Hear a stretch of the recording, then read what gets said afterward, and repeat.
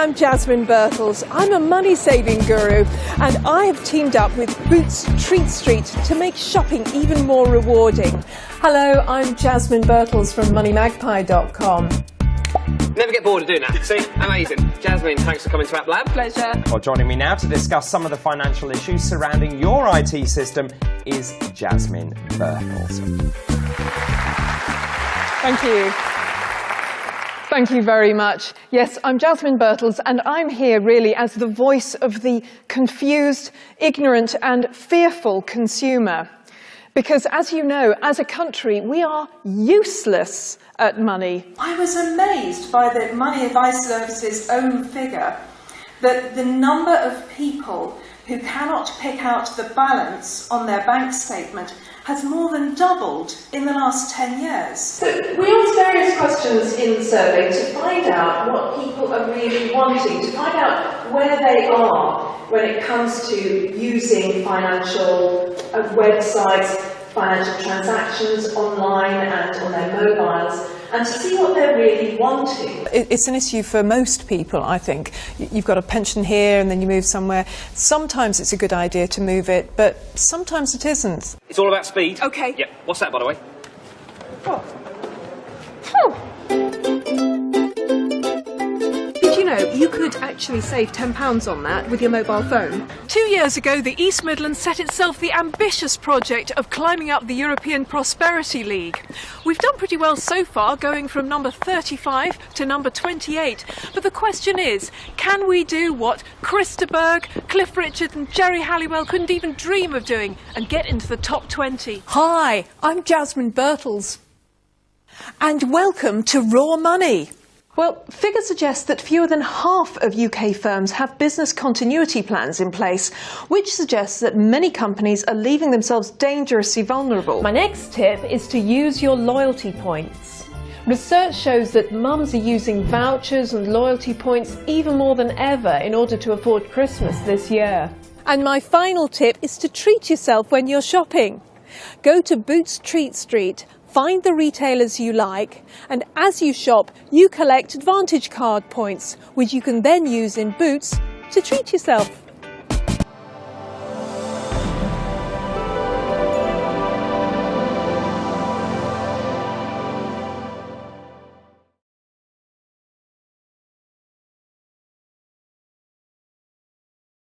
Good afternoon, everybody, and welcome along to this edition of LiR Confidential on lirmedia.tv.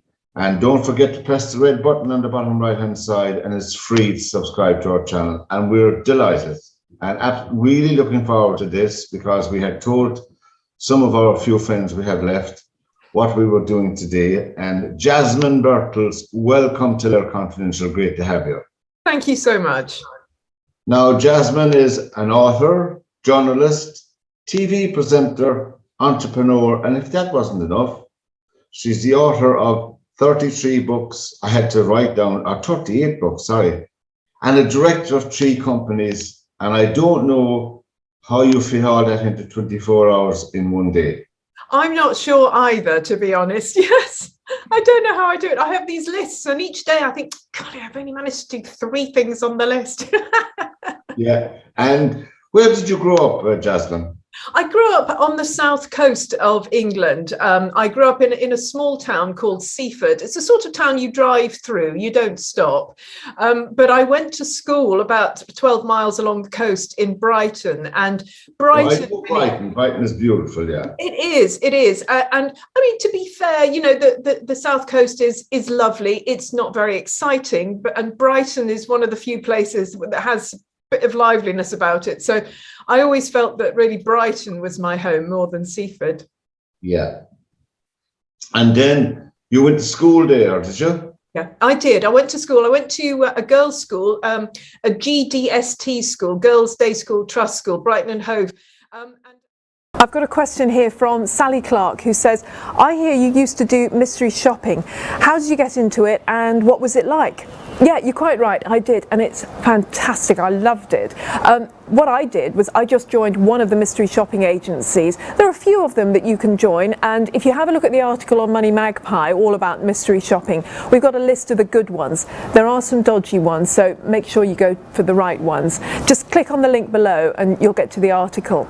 And all I had to do really was pick jobs that I wanted to do, and mostly that was ones involving food. So for example, I would go to Pizza Express quite regularly and have pizzas and other food. I would get sandwiches delivered by Pret a Manger. That was about every 6 weeks, and all I had to do was eat the stuff and then write about it online. And they particularly like it if you're opinionated, which I am. They like you to say what you think was good and bad and all that, and not just say yes, no and everything. And it was wonderful, so I totally recommend it as a way of getting really good freebies. It's really fun, go for it.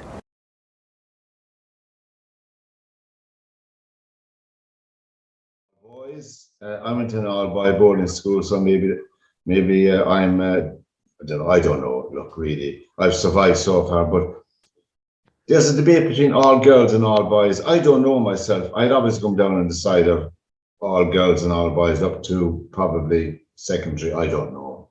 Yeah, I know.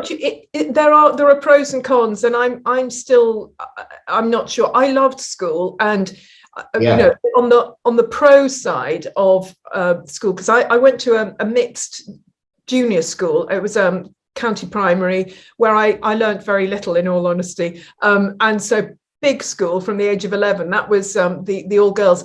And I did think, you know, at the end of school, I thought I will never, ever be in an all female environment again. Although I loved it, it was a great school, lovely friends. I've got friends, you know, we're still friends now. Good, that's good. Yeah, it's great. And I learned a lot, and it did help you learn, because you don't have that extra worry of, am I looking all right? You know, you can think about that outside of school, but you didn't have to think about it during school. And it does help in those ways. But I've never liked just a single sex anything. I like a balance, you know. I love men, and I like to have lots of men around if possible. Obviously, you know, and I'm glad you said that. I'm only joking, but you went on then to Cambridge. How did you find that transition from? Because many people struggle to go from secondary school to university, because there's no pause, you know what I mean? Yes, no structure. Just in my I have one daughter only.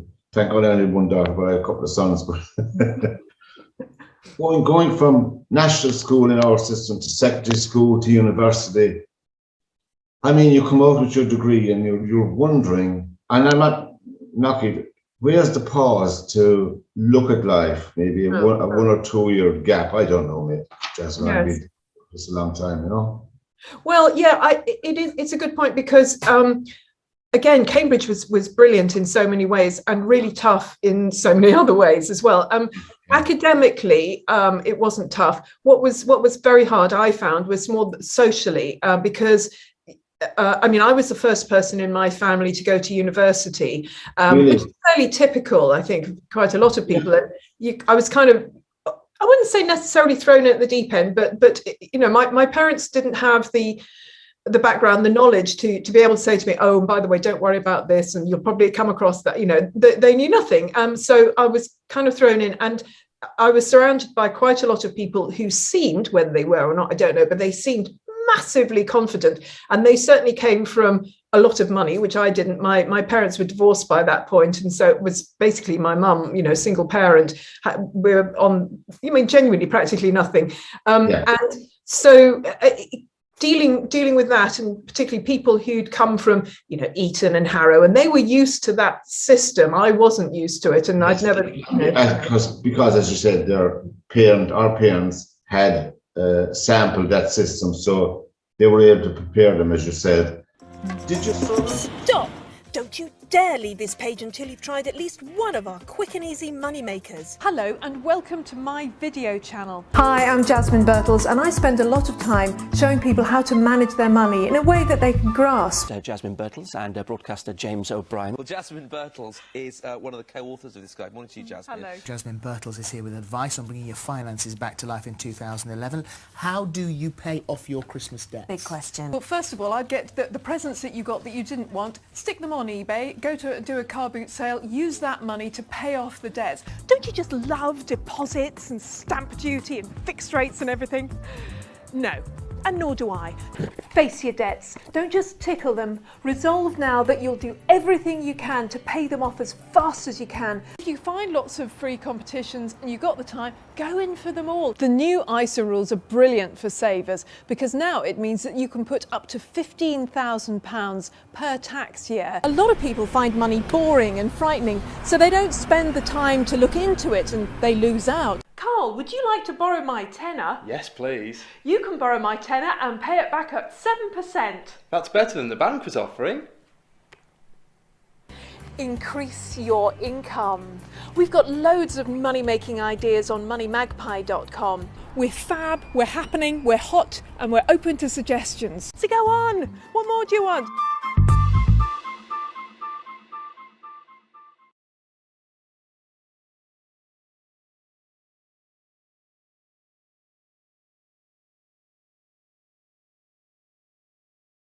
Did you struggle? Would you say you struggled? Yeah, I did. Yes, there were certainly elements where I struggled, and elements where I didn't. You know, I mean, I was known as sort of life and soul of the college. As you know, it's a collegiate university. So I was at Christ's College, which is a nice college, had a very nice garden, right in the middle of town. I purposely picked it because it was in the middle of town, next to Marks and Spencer's. Nice. I don't want to be outside. I never want to be outside of things. I want to be right in the centre of things. I currently sit in the middle of London, you know, and that's where I want to be, in the middle of things, right in the middle.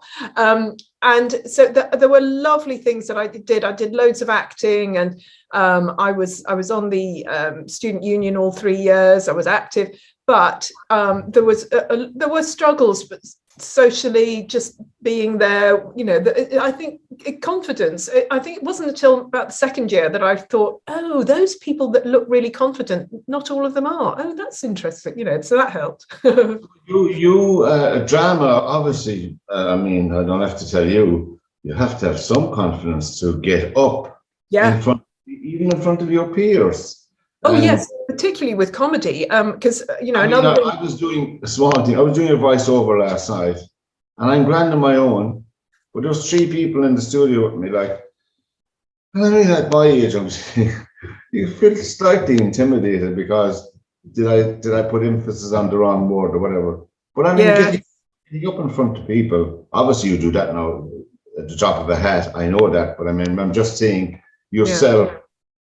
And as you said, the people who you thought were their life and soul and very confident, that was because of their background, not because of themselves. Quite often. Yes, quite often. But then, you know, again, with I think quite a few of them, they just learnt to look confident, to have that front.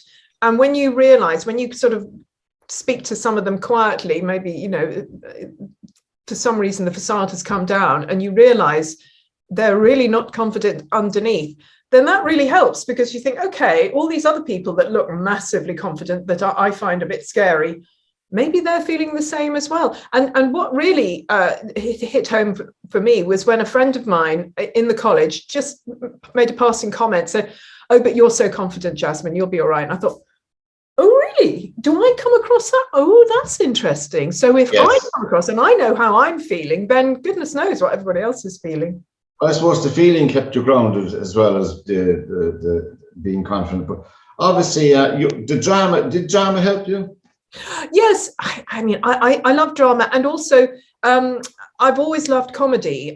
So I very much got into the comedy thing, you know, Footlights and what they called Cambridge University Light Entertainment Society, CULS.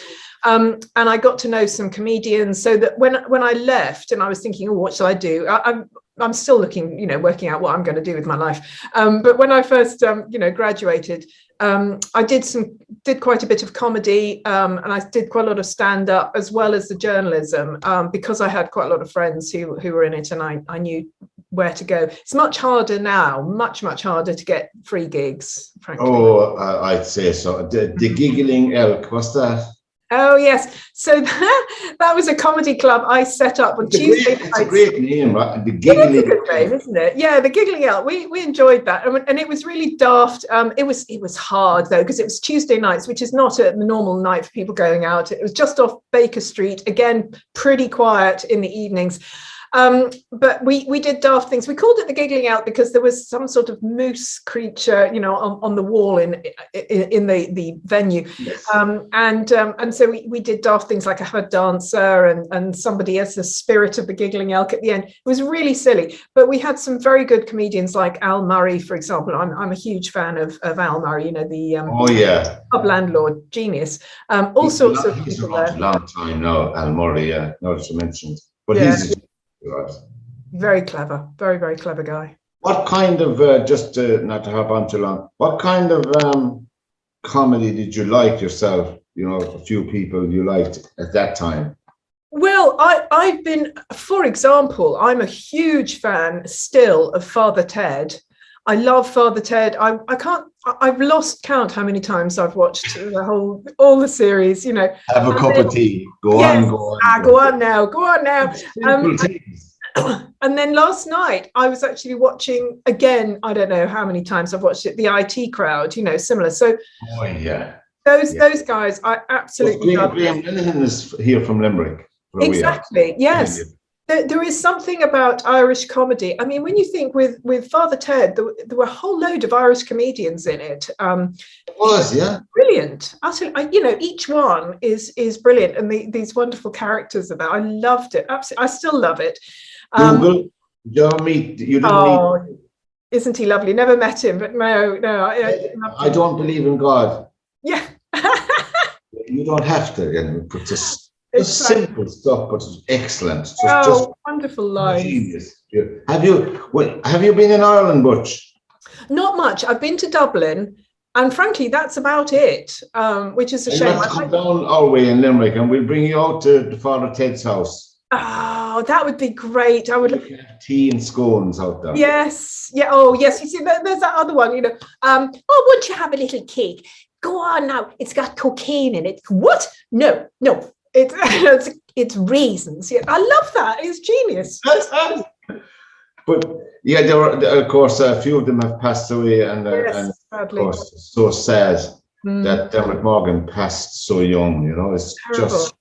I remember it was the Sunday morning. I had the radio on, and the news. I had to turn on other radio. You know the way you have to turn on someone else, and you have to listen to someone else. You have to phone someone. Is this? Yes, just to check. Yeah, so yeah. Sad. See, it reminded me of the time when Tommy Cooper died. Oh right. Yeah, and I love Tommy as well. Of course, anyway, we're stringing along. Now, you still do a bit of comedy. I sort of do. What I do is I bring it into my money workshops. So I run live money workshops, and I run them online, and particularly, of course, in the last couple of years. For our listeners and viewers, moneymagpie.com, is it? That's right. Moneymagpie. Yeah, moneymagpie.com is my website. Yeah, there are lots of articles on that, but we also do videos, we do podcasts, and we do webinars, and I do free webinars, and I do paid for ones, which start people off in managing their money and investing, because I'd like people to invest. And I know that in this country and in Ireland, most of us, we want to invest, but we don't know where to start. So my courses are very much how to start investing. No question is too dumb. And I bring as much humor into that as possible. I use bunnies, I make jokes, I do silly things. And sometimes, Jasmine, you're talking sort of about investing. I think sometimes it's not what people may or may not invest in. Sometimes it's who to trust for the advice. Very true. I don't mean that, but who do I go to? And first of all, you find someone, you don't know them, they don't know you, and find somebody whom I don't really know. How do you start like that?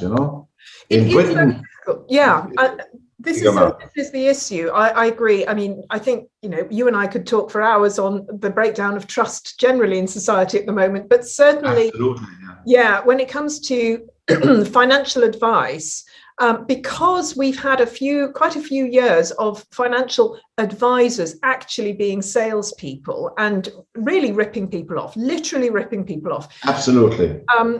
People don't trust them. And the other issue now is that, rightly, in my opinion, the IFA in this country, the FCA in this country, made it that financial advisors had to charge. You couldn't just do it for free and, in other words, become a salesperson. But they charge quite a bit, really, a couple of $100 an hour or so, or could be more. So a lot of people are put off by that. But for some things, it really is very useful to have a proper advisor. But as you say, it's a good idea to have somebody who's on the same sort of wavelength as you. And can take a while to find.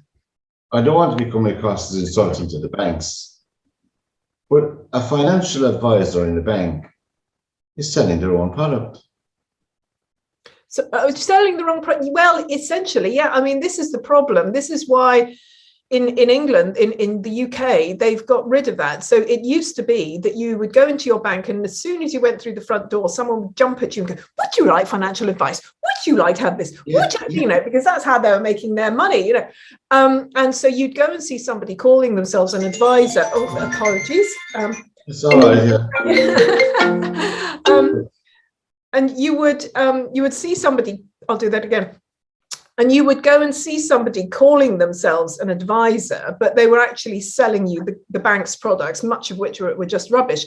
And as you say, if they call themselves an advisor now with the banks, which are basically shops, they sell money products, then you are likely to get their products, and most of them are going to be a bit rubbish. So we do have to have independent advice.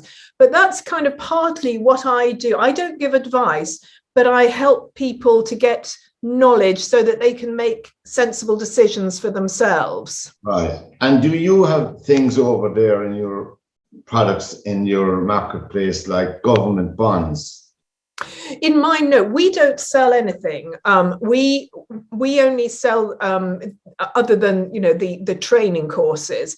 So you can get government bonds. There are loads of those. I mean, at the moment, I wouldn't recommend them. I think bonds of all types at the moment, corporate bonds and certainly government bonds, give such small returns at the moment. I mean, they're basically a negative, really. If you look at, I don't know what inflation is in Ireland, but in this country, it's supposed to be about 5.1%. I think it's much higher. So you really have to be making more than 5.1% to have any chance of making money. I mean, what credibility or what credible commentator or commentators or institution can you believe in Britain when they say inflation is 5%? Is it central banks? It's the Office of National Statistics. They're the ones that say, "Oh, this is what inflation is."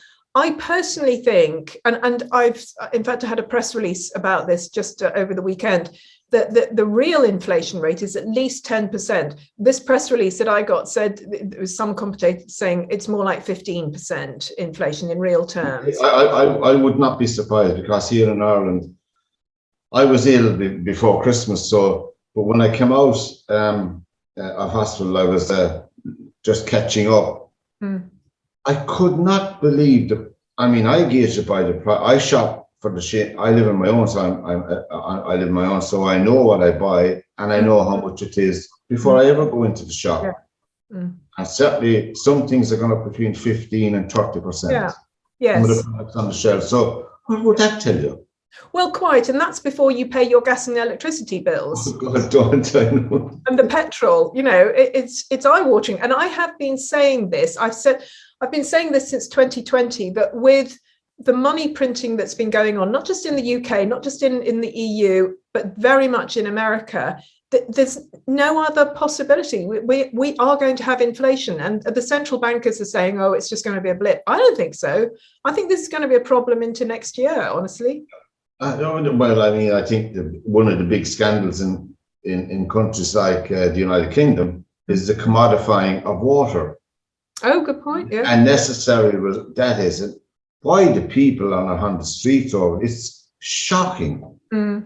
It's a shock. I have friends living over in Devon, Mm. and telling them the bills they get for water. You have to have water to live. Yes, yes.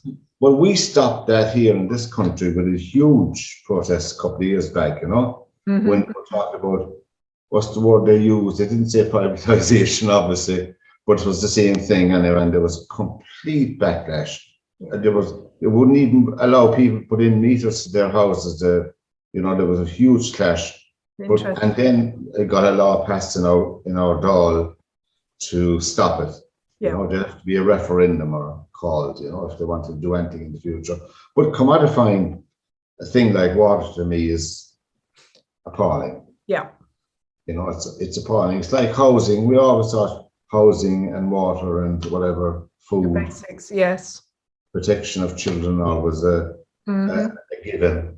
But anyway, that's the way life is. But the moneymagpie.com, of course, I've seen you on Sky, I've seen you on BBC, I've seen you everywhere. But the how to be your own brand. I mean, I'm interested because we started this thing since I retired, LiRmedia.tv. We started a small little company here in Limerick. Yes. The two of us in it, and well, there's a good few more coming on board now. But we started 3 months before the country was locked down. Oh, yes. But we moved into our new premises. Don't ask me how. We're here anyway. And so, I mean, I was interested in that, how to be your own brand. Yes, because one of the courses that I used to do live, and I used to do this within companies like the BBC and also for students, etc., was how to have a successful freelance life, because I've spent my entire career as a freelancer or, you know, working for myself. I've never had a job, nasty things jobs, don't like them, no. And part of that is learning the importance of being your own brand, because this is something that I learned, I don't know, a few years into being a freelancer. I don't know how many years, 3, 4, 5, I don't know. But it just suddenly sort of hit me that up until then, I'd been sort of scrabbling around trying to get work as a journalist, and sort of thinking of myself as this poor little thing, poor little me trying to, oh, please give me some work, please give me some work, you know. And it suddenly occurred to me that I needed to approach this as a business, and I needed to think of myself and my abilities as a product. And in the same way that big companies, Coca-Cola, Amazon, Disney, whatever, would have different departments that would do different things, and they would have a particular product, and they were working towards this product, this brand. So I had to think in those terms. So I had to think, okay, Jasmine Birtles brand, my accounts department needs to get busy and make sure that I get paid. My PR department needs to get busy and send out information about the brand Jasmine Birtles, etc. And that made it much easier because it's much less personal. And you go, oh, business, right, I need to send out information about the Jasmine Birtles brand. It's not me personally, it's the Jasmine Birtles brand. Right. So I teach about that to help freelancers particularly think business-like. Well, apart from yourself, I mean, Jasmine Birtles, you're the business, but do you pay a professional PR company then? Well, I didn't used to look after stuff for you. Yes, sometimes I do. I have my I have an agent, which is, you know, for my work, and I have. What does that agent do for you? Well, mainly do businesses use agents as well? Yeah, I think with a managing agent that I have a managing agent, and the big thing that managing agents do, I find, is to negotiate for you. It's much easier to negotiate for somebody else, and it's much easier to say, oh, she wouldn't get out of bed for less than whatever. Whereas I'm, you know, working for myself, I'll be like, oh, well, I'll do it for free then, you know. So it's very useful to have somebody else who's managing getting paid and all of that. But when it comes to a PR agent, I do have somebody that I can call on. Sometimes I've had a PR agent sort of on contract for 6-12 months. But other times, if I'm really busy, I just have them on call if I want to do a particular campaign. And certainly with Money Magpie, we have had PR people working, but now we've brought it in-house because I have enough writers, I have enough journalists who can do it themselves at the moment. So that's rather handy. Oh, I see. My special guest this morning on LiR Confidential is Jasmine Birtles. And tell me about some of the books. You've written children's books. Are your 38 books, have they all been? No, obviously I didn't get a chance to look at the. Really? I'm surprised. Yes, it's. What I mean by that is. It's a big mix. The secret to writing a lot of books is to make sure that they're all very small, about that sort of size. So for a few years, I was the little book queen. I would write the little book of this, the little book of that, they're like little gifts, really. They would sell for under £5, and they're the sort of things they did very well at Christmas, really, really well. So there were joke books, particularly Little Book of Men, Little Book of Women. My bestseller, which did get into the bestseller list, was A Little Book of Abuse, and that did so well. I did a second Little Book of More Abuse as well. So yeah, that's what I got my degree for, I like to think. But also, yes, jokes for children. So it was all jokes. And then at the end of the 90s, because this was really sort of mid-90s to end of 90s, early noughties, really, I then started to write proper books about money. So those are actual proper books with paragraphs and sentences and chapters. Yeah. But tell me about one thing. When I was looking at information on the different bits and pieces, was it very challenging as a woman going into predominantly male land of finance? Because, really, that is the reality that you were faced with, I presume, at that time. It's getting better now. It's obviously there's a lot more women at top corporate level and all of that. But back in the 90s, really, it was the pinstripe suit and the male. Yes. Well, again, it's sort of a mixture, I would say. Again, I like being different. I like to be, the unusual one, the one that. Are you a man's woman or a woman's woman? Well, it's a good question. I don't know, because I've got friends in both camps, as it were. I mean, I've got some really close friends who are male and really close friends who are female. So it's hard to know, frankly, but I do like to be around men. I find men interesting. I've learned a lot from them. That you learn from their different approach to life. And I like the fact that men just get on with things. Women will think and worry and fuss and everything. I'm speaking about me, but men was like, well, I've just done it. It's like, oh, that was good. Okay. But it was, in many ways, it was useful to be a woman because you're different. And it's the same with comedy, because I used to do quite a lot of corporate comedy. I used to do after dinner speaking. And there were one or two times when I was booked specifically because I was a woman, basically box ticking, but that's fine. If they want to pay me, they can do that for ticking boxes. Yeah, I would be like you. I wouldn't care once the check is in the post. Yeah, absolutely. So, as you say, it has changed. However, what I have noticed over the last 20 years is that while there are many more women that have come into finance generally, and certainly financial journalism, they tend to stay in the personal finance, money saving, managing money day-to-day area.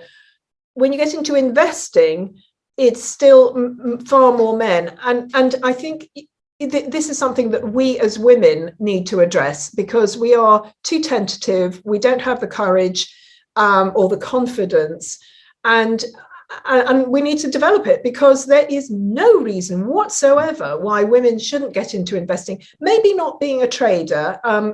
Being a trader, I don't like the idea of being a trader. I find it annoying. It's basically gambling, and gambling tends to be of more interest to men than to women, and I think fine, you can have that if you want.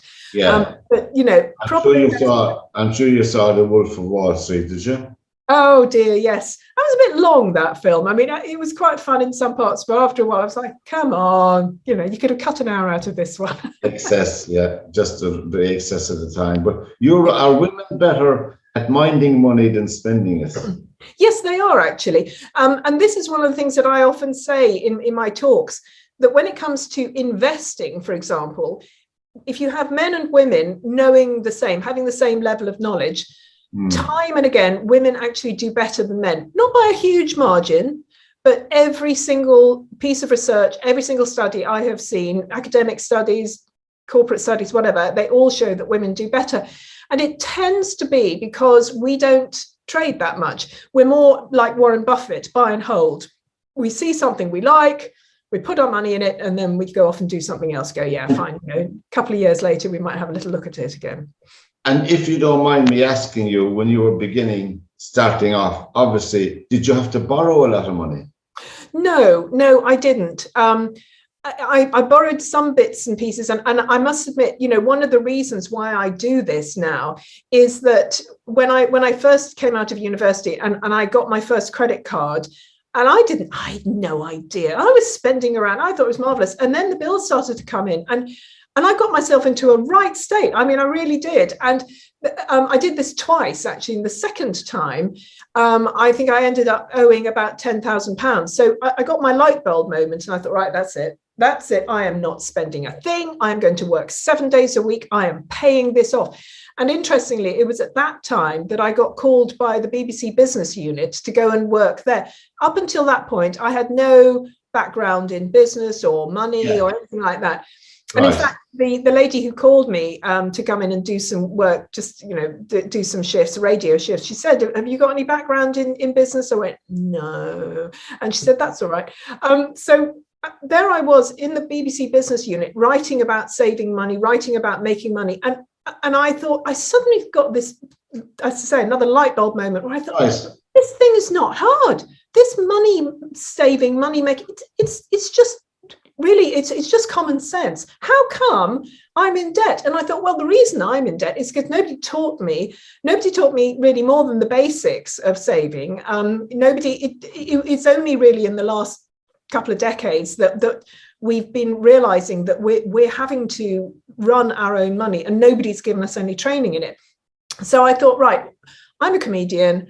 I will make money funny. I will try my best to explain money to people like me who are not maths geniuses and would just like to have, the basics taught so they can just go ahead and do whatever makes sense to them.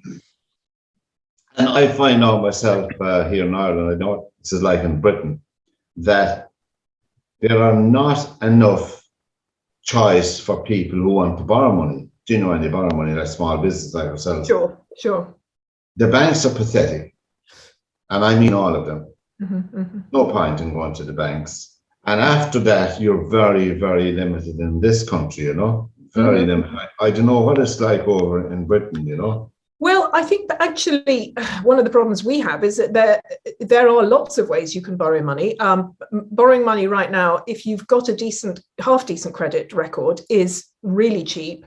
So people are borrowing again more than they should. And this is both for mortgages and ordinary loans.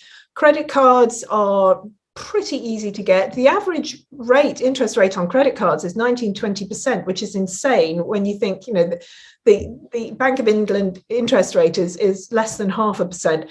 And then, of course, we have something called buy now, pay later, which may have come to Ireland. I don't know, but people are making a lot of fuss about this because there are various companies. There's Klarna, which is a Swedish company, which is the biggest one, which they do a deal with mostly, say, fashion companies and that sort of thing. And so the fashion company says, do you want this dress? You can have it now. Don't need to pay until, another month. We'll put it over 3 months. So in month 1, you'll pay a third, and then another third, and you won't pay any interest. Isn't that nice?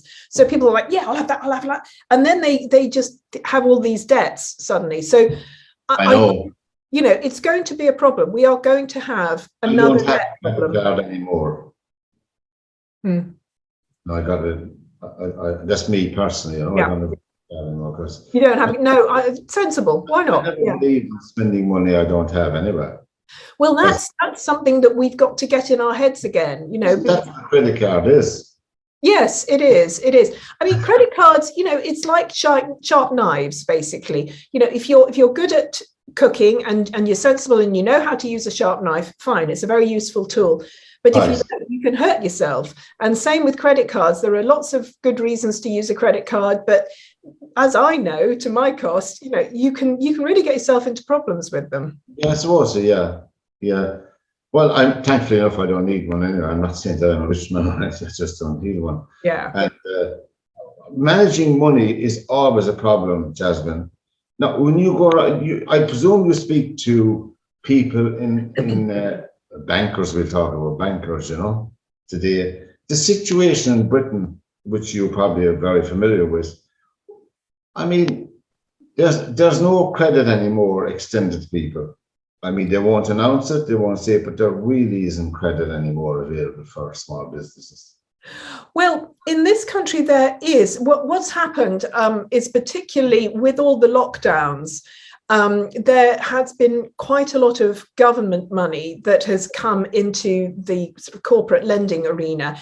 And in fact, this has really helped savings rates go right down, because, as you know, banks tend to use those who save, use their money to then lend out to those who want to borrow. But if they're getting lots of really cheap money from the government, and they have been, then they don't need our money. They don't need savers' money. So they're like, yeah, you want something? Well, we'll give you 0.5%, if you're lucky. And so that's the situation at the moment. And it's also affected what are called peer-to-peer lending companies. Now, I've been a fan of peer-to-peer, or social lending, as it's also been called. It came out in 2000. Yeah, it's basically, they're small companies, they're online, and they use money from savers to lend out directly to borrowers, and there's very little in between. So savers tend to get good rates and borrowers tend to get fairly good rates and everything. Now, I used to have money in some of these peer-to-peer platforms, but pretty much, not quite, but nearly all of them have now said, yeah, we don't want your money, because they're getting nice cheap money from the government. Now, how long that's going to last, I don't know. Well, I have, because of the pandemic. Yeah, that's what it is. And so much has been done in the last 2 years that's really harmful, I consider, because of the pandemic. And we are going to be paying for this. We, our children, our grandchildren are going to be paying for this mismanagement. I consider mismanagement of funds. So the peer-to-peer thing you felt was a good thing. It was working well for both for the borrowers and for the investors. Well, yes, in a degree. I mean, a lot of them were small companies, so it was a difficult area, because some of them fell down. They went bankrupt. So just one thing ran into my head here. You can charge whatever interest you like, can you? Well, yes, essentially. Certainly when they first started, you could pretty much choose whatever interest rate you liked. But of course, you would know that the higher interest, the higher the risk. So there's a bigger risk of you not getting your money back. In fact, it was kind of quite educational, because after a while you'd think, oh, this is how banks think. Oh, I understand. Yeah. So the reason they charge higher interest to the ones they're not sure about is to cover themselves. Oh, yeah, that's interesting. But then they changed, and they got to the point where they gave sort of 3 different bands. So again, you'd have one of this level and that level, and then the top level was, you knew it was more risky, but still it was in a much narrower band. And a lot of people weren't for peer-to-peer, but I like fintech. I like new financial technology. I like new ideas. I'm a fan of cryptocurrencies. I've been interested in those for the last 4 or 5 years. So there are always downsides to these, but I think it's worth exploring what they're doing. Well, the valuation, like you're talking about mortgages, which this is my opinion, their opinion of LiR Media. I think they're they're like going into a betting office. Yes. Because they're saying, Patrick, your house is 450,000 valuation, and the mortgage is paid. They create. Yes. It's created. They create the paperwork based on opinions. Yes. And you're 5, 6, 7 years into your mortgage, and the house next door is being sold for 200 grand. You already have that paid, more or less. Yes. Do you know what I mean? I can't get my head around that. I don't understand it. The valuations, how they're different valuations, you mean? Well, I mean, evaluation is based on opinion. Well, yes, it is, and ultimately, your home is only worth what somebody will spend on it. So yeah, I mean, I could come round to your house and I'll go, oh, it's worth $1 million, but you know, it depends. I mean, there's some people in America, and I was looking at the video challenging this, you know, they're not paying anymore to stop because you created a false, look, it's a bit convoluted. People have seen these themselves. This man explained it very well about going in, and the bank drew up the agreement with you that the valuation of your house is based on nothing. Yes, yeah. It's based on nothing. Would you accept their word for it? Yeah. And as I said, halfway through the thing or whatever down, the valuation of the house is another opinion or a more, I don't know. It's like any financial product, I suppose, Jasmine. How do you sell? Hi, I'm Jasmine Birtles, TV finance expert and patron of Community Money Advice. Now, you don't need me to tell you that lockdown has been really tough for some people's finances. And now with redundancies happening across the country, even more people are going to have serious money worries. Problems with your money can bring on physical and mental ill health, and even suicide. So if you have enough people in your church who are willing and able to help, do please consider setting up your own Community Money Advice Centre. Just go to the website communitymoneyadvice.org and find out more about how to do that. Thank you.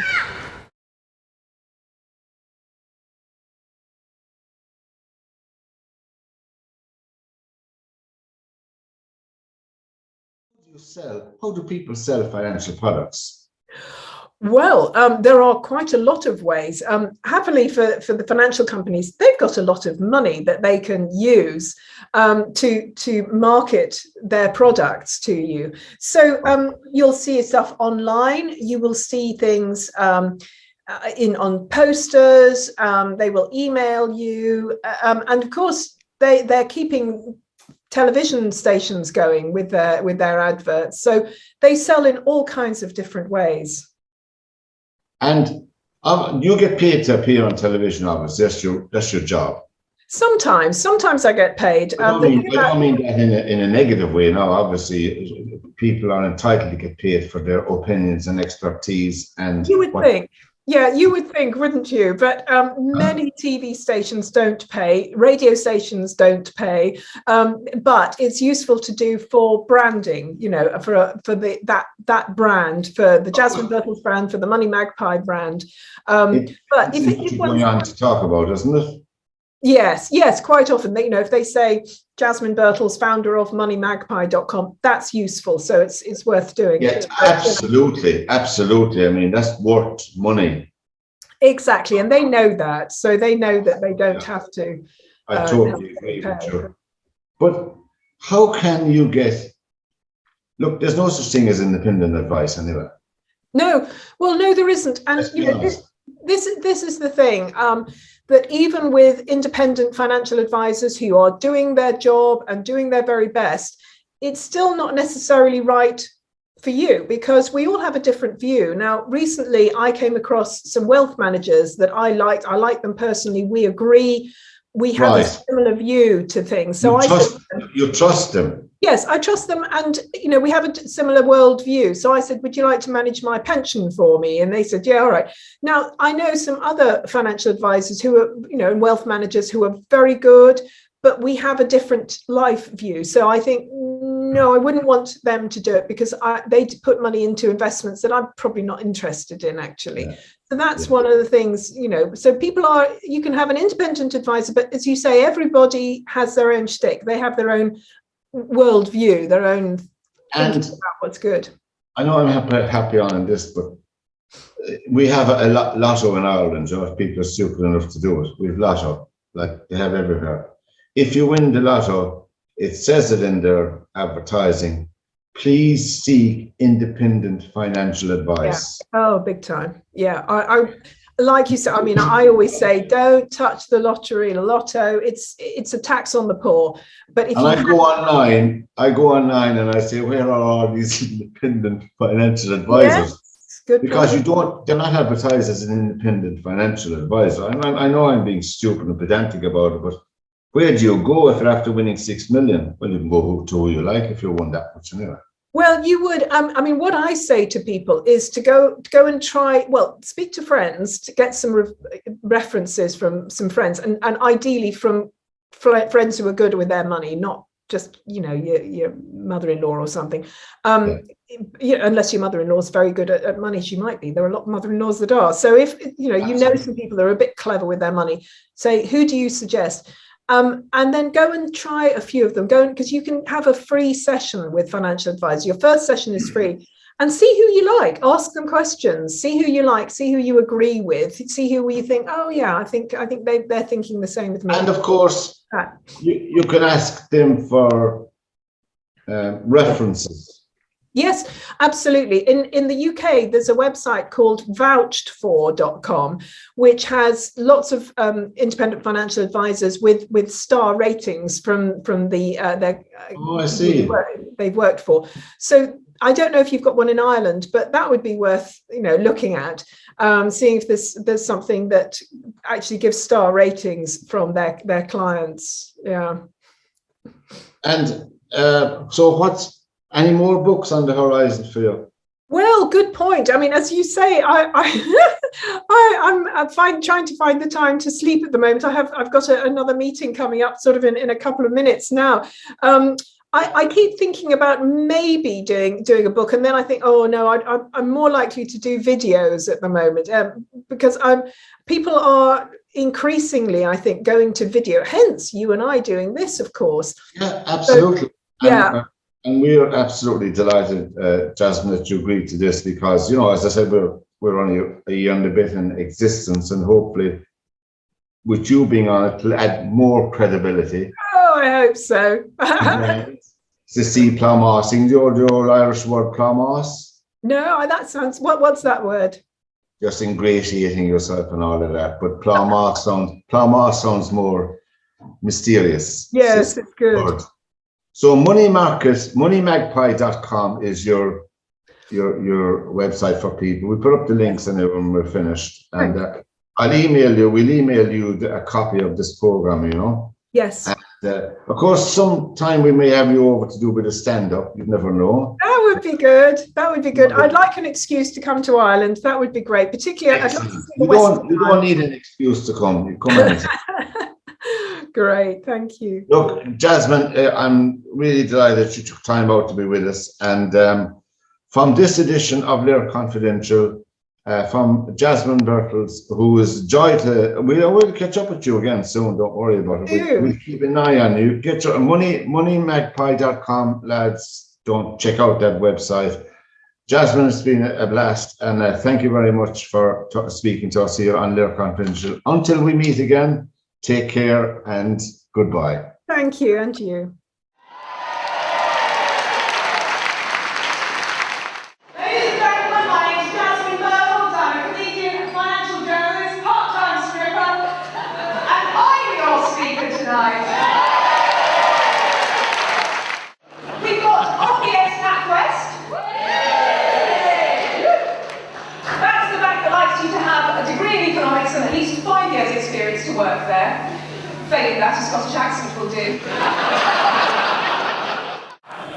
Now, of course, when you come to a conference, one of the really first things you say to yourself is, where shall I sit? Oh, I know, I won't sit at the front row because somebody might pick on me. And you're absolutely right. Sir, fingers off. Take your fingers off the buttons. Oh, this is going to be fun. All right. Morning. Hello. Say hello to Bob and Brian. How's the flat? Hi. Oh, lovely flat. Oh, like the sofa. Great telly. Not really a pensioner's flat, though, is it? Take it away, boys. You can't afford that with a state pension. Now, if you want the TV, that'll be £5 a week.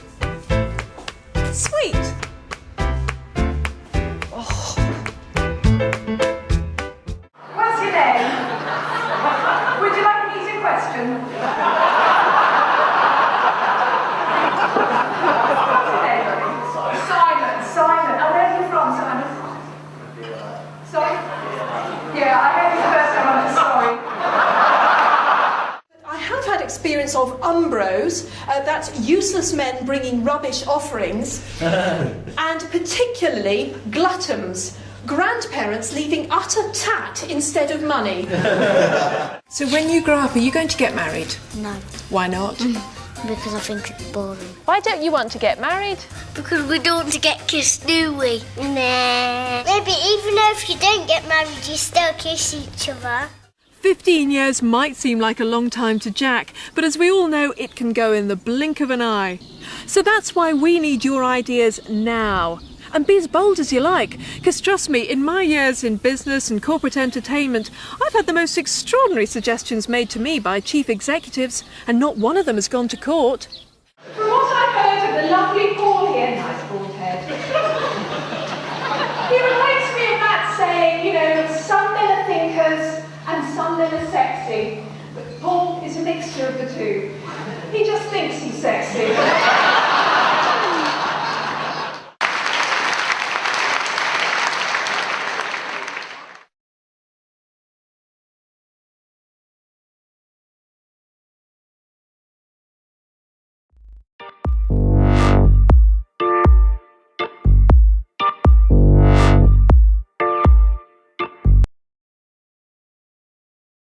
Money-saving guru, and I have teamed up with Boots Treat Street to make shopping even more rewarding. Hello, I'm Jasmine Birtles from moneymagpie.com. Never get bored of doing that. See? Amazing. Jasmine, thanks for coming to App Lab. Pleasure. Well, joining me now to discuss some of the financial issues surrounding your IT system is Jasmine Birtles.